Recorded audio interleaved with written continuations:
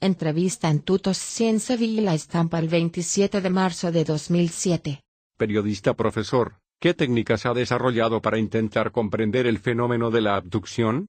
Corrado Malanga. La ufología se había siempre y solo ocupado de analizar fotografías, huellas y estructuras moleculares del terreno. Para mí no era suficiente, quería mirar en la cabeza de los sujetos que sostenían haber vivido experiencias con los ovni.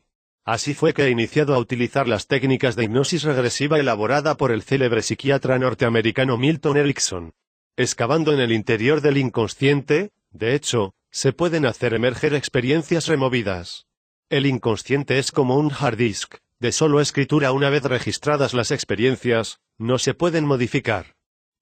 Los críticos del fenómeno ufológico sostienen lo contrario. ¿Cómo se hace para estar seguros que los relatos no son puras invenciones? La hipnosis correctamente conducida no permite al inconsciente decir mentiras. Existen toneladas de literatura científica a este respecto. Y no solo eso.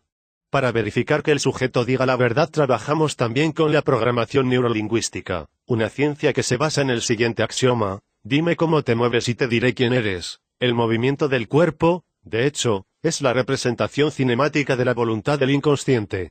Analizar el movimiento de los bulbos oculares, por ejemplo, permite distinguir entre recuerdos falsos y recuerdos vividos y reales.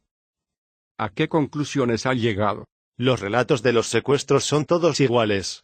Algunos son concordantes hasta en los mínimos detalles. Sin embargo, los sujetos no se conocen entre sí. Los abducidos, por ejemplo, describen las mismas criaturas. Estas son de 4 tipos. Hay un ser rubio, de 2,80 m de altura, con un mono ajustado y los ojos con pupilas verticales. Luego hay un alienígena que se asemeja a un cocodrilo bípedo, con el hocico de serpiente y las manos palmeadas. Algunos abducidos describen, en cambio, una especie de mantis de más de 2 metros. Y finalmente hay un ser pequeño, de 1,20 m. Lampiño, con 3 dedos más pulgar opuesto, sin orejas y con ojos grandes. Este último parece justamente la representación del alienígena que se ve en las películas y en las camisetas. ¿No es un poco decepcionante? No es para sorprenderse. Primero surgieron los testimonios, luego las camisetas. Pero las analogías no terminan aquí. Todos los abducidos han relatado haber sido conducidos dentro de laboratorios subterráneos e inmersos en un líquido contenido en cilindros verticales transparentes. Por los testimonios de más de 400 sujetos puestos bajo hipnosis, hasta ahora hemos entendido que los alienígenas quieren robarnos nuestra ánima, en el sentido que le da Platón. Solo así las criaturas pueden garantizarse la inmortalidad. Es una teoría extrema. ¿Quiénes serían los abducidos? ¿Existe un identikit? No existen distinciones de clases. El fenómeno golpea a todos: profesores universitarios y campesinos, ricos y pobres, mujeres y gay. Por nuestras investigaciones hemos descubierto que, si un sujeto es abducido, lo es también su madre, el padre y hasta los abuelos. Suponemos entonces que la elección sea también de naturaleza genética. Algunos investigadores sostienen que las abducciones son atribuidas a alucinaciones provocadas por una perturbación del sueño. ¿Qué responde? Ha habido varios intentos del gobierno norteamericano de mascarar las abducción con enfermedades mentales o con un tipo de insomnio con parálisis nocturna. El fundador de la estirpe es Roger M. Zenagi. Pero sus estudios fueron rebatidos por una serie de investigadores. Además, este síndrome no explica las pruebas objetivas: cicatrices, perturbaciones físicas y microimplantes en el cuerpo. ¿Microimplantes? ¿De qué se trata?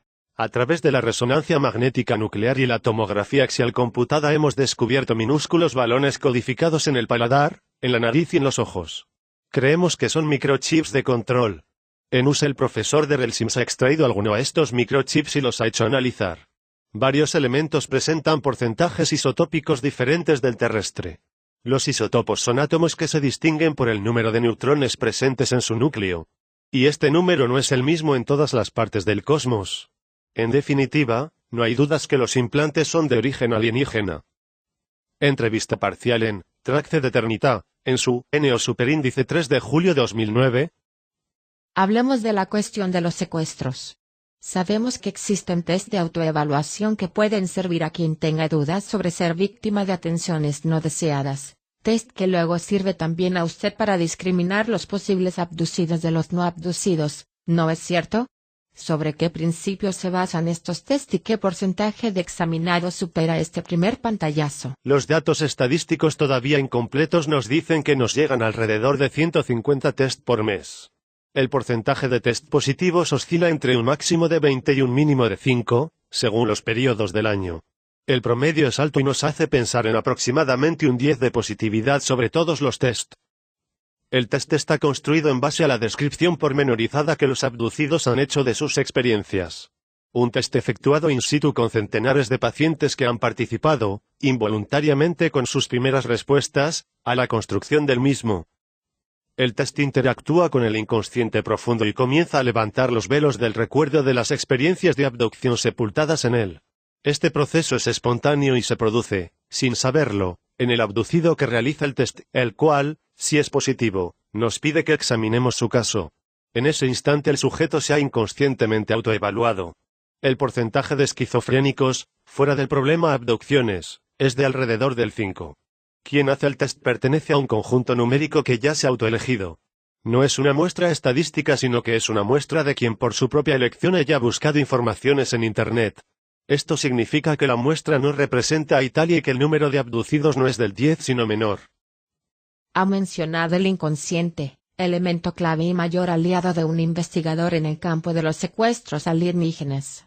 Podemos estar seguros que cuanto logramos hacernos decir por el inconsciente de las personas, corresponde a la realidad de los eventos vividos. En términos ligeramente diferentes he hecho esta misma pregunta a Darrell Sims. Él me ha respondido citando una discusión mantenida con el desaparecido John Mack que se preguntaba cómo era posible que a Darrell le surgieran todos casos traumáticos mientras que a él solamente casos percibidos en manera positiva. Según Sims esto puede depender del hecho, si he entendido bien, que todo aquello que se obtiene de los testimonios a través de hipnosis, PNL o técnicas similares, no corresponde necesariamente a la verdad, que también en esto podrían esconderse falsas memorias insertadas por los alienígenas. ¿Cuál es el elemento discriminante que en su trabajo le permite excluir, si es así, que determinados testimonios no son programados por los secuestradores? Una de las cosas claras que tenemos en la cabeza es que un psiquiatra no sabe hacer hipnosis. Los mejores en este campo, de hecho, han sido Bud Hopkins, que es pintor, y Jacobs, que es profesor de historia en la Temple University. Mientras que Sims efectúa hipnosis poco profundas al estilo militar, si se me permite el término, sin sensibilidad. En definitiva, como podría hacer Casella en la RAI, los otros dos sujetos están llenos de capacidad empática y logran obtener estados hipnóticos más profundos. No siendo neoajeano, de neoaje, como Mac, está claro que intentarán entender qué hay detrás del falso, buenísimo, que hay en las declaraciones de los abducidos. Ninguno de los dos llega donde hemos llegado nosotros. Mac no es capaz de descubrir el parásito alienígena que se alberga en los abducidos y que toma el lugar del inconsciente, haciéndoles decir cosas falsas y construidas. Erickson ha escrito más de 40 páginas de trabajos científicos para demostrar que el abducido en hipnosis no puede mentir. Y de hecho, no es el abducido quien miente sino su parásito interior que puede ser bien reconocido con oportunas preguntas, tramposas. Si el alienígena además construye en la mente del sujeto memorias falsas, lo haría en favor suyo, haciendo creer a los hipnólogos que ellos son buenos. Cosa que conmigo, con Jacobs y con Hopkins no funciona, pero evidentemente ha funcionado con el bueno de J. Mac. Pasemos a la cuestión de los implantes que en algunos casos serían dejados en los cuerpos de los abducidos.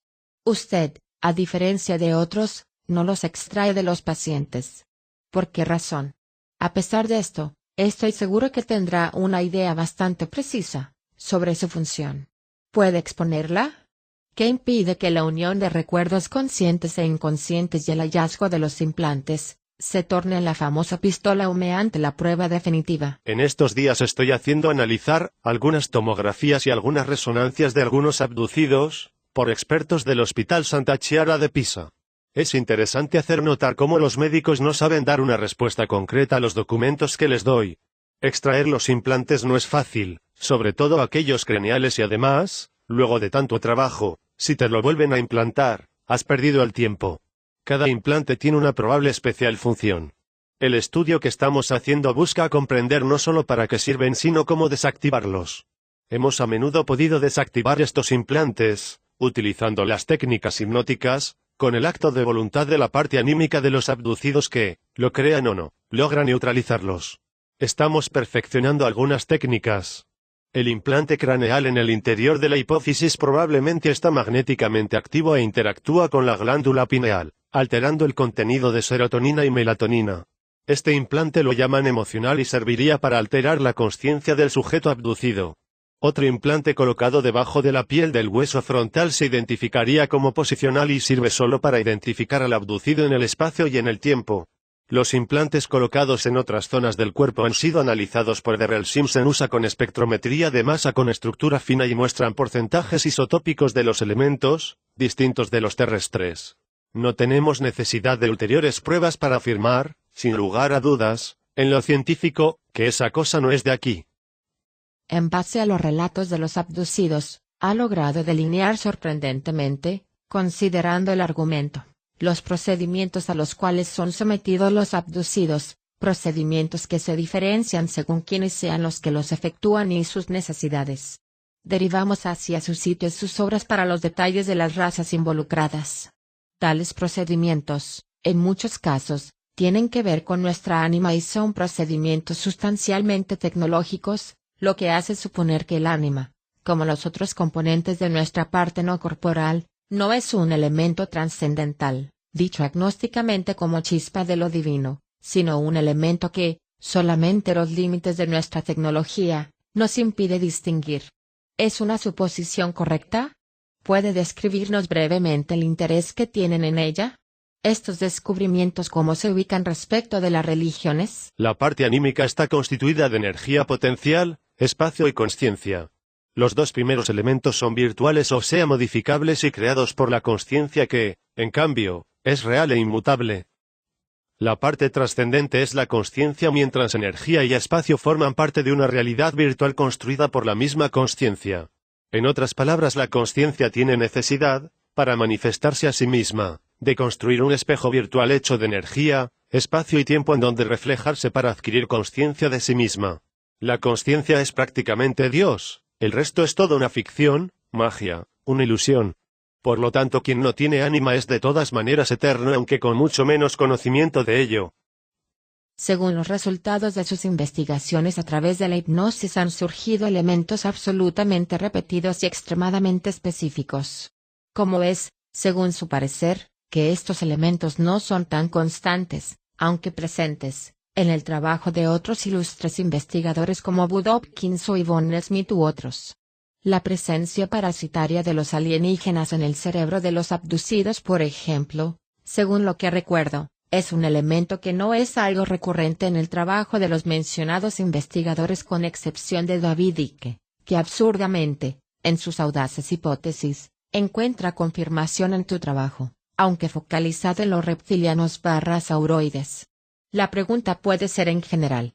¿Cómo es, según su parecer, que los resultados de las pesquisas hipnóticas efectuadas por diferentes investigadores, aunque parecidas, no son siempre iguales? ¿Cuánto cuenta el protocolo usado por el investigador? ¿Se puede estar seguro al 100 que se puede evitar influenciar al paciente? Yo he comenzado a partir de las reflexiones de Mack y Hopkins, pero he seguido adelante. Ellos usan una hipnosis de tipo americano donde se realiza con un manual en la mano. En realidad la hipnosis tiene que adaptarse al sujeto que se tiene delante, y además he descubierto las interferencias alienígenas de los parásitos. Los otros jamás se percataron.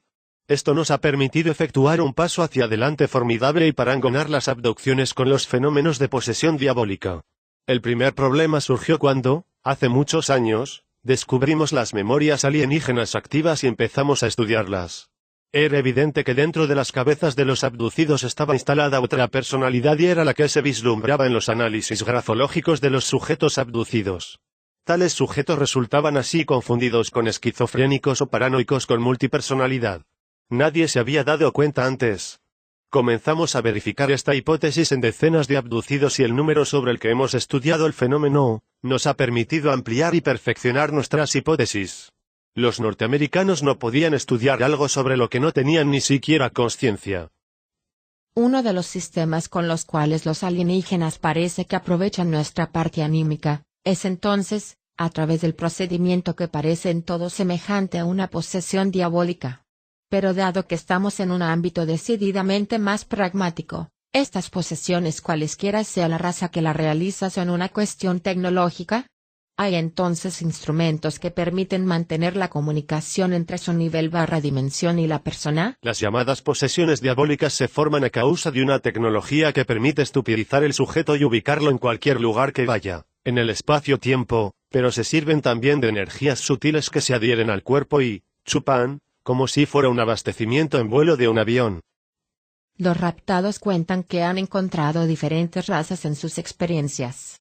A menudo son distintas razas en la misma experiencia. ¿Qué relación cree que haya entre estas razas? Los alienígenas colaboran entre ellos obligados porque cada uno sabe hacer bien algo en especial y todos tienen necesidad de los demás pero se mandarían a la uno al otro alegremente, que además es aquello que intentan hacer. Cada uno quiere llegar primero a la solución y así los demás estarán jod. El escenario que se perfila por los relatos de los abducidos y de sus huéspedes es evidentemente negativo. El hecho que no haya elementos positivos no podría depender del hecho que las razas buenas presentes en nuestro planeta no llevan a cabo secuestros y por lo tanto uno no puede establecer contactos. No nos ocupamos de los alienígenas buenos. No nos interesa y tengo que decir que si existieran y existirán seguramente nosotros no podríamos verlos porque podríamos notarlos solo cuando tengamos el mismo nivel de conciencia. El alienígena, bueno, sabe perfectamente que nosotros tenemos que adquirir conciencia y que él no tiene que interferir porque la adquisición de conciencia es un proceso exclusivamente personal. Cualquier alienígena que se vea interfiera contigo hay que considerarlo negativo porque los otros no deben interferir. Última pregunta para concluir. Vuelvo solamente un instante al punto precedente. ¿Cómo han descubierto los alienígenas nuestra característica el hecho que poseamos ánima? Respecto del futuro, desde su lugar de observación absolutamente único, ¿qué se ve en el horizonte? ¿Se ha mencionado alguna vez el 2012? Los alienígenas nos han construido en este modo, justamente para luego tomarnos la parte anímica. El alienígena ha tomado un homínido 6 millones de años atrás, lo ha modificado genéticamente de manera que pudiera hospedar ánima en su ADN y ha esperado que la ánima llegara. Nosotros somos organismos genéticamente modificados alienígenas. Con respecto al fatídico 2012, muchos científicos han publicado en estos días libros en donde admiten que detrás de la historia del 2012 existe, científicamente, la probabilidad que esa fecha pueda corresponder a un evento cataclísmico. Yo creo que habrá solo una revolución cultural que, sin embargo, hará desaparecer millones de personas.